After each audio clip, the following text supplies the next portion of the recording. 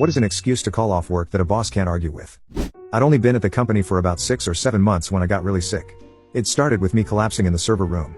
One day, my coworker found me running a dangerously high fever and took me straight to the hospital.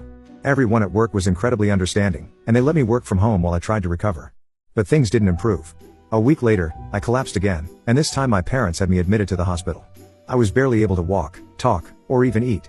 It felt like my body was shutting down. I didn't know what was wrong, and neither did the doctors. But it was bad. Since it was the weekend, I wasn't too worried about work until my phone rang. I couldn't even speak, so my mom answered it for me.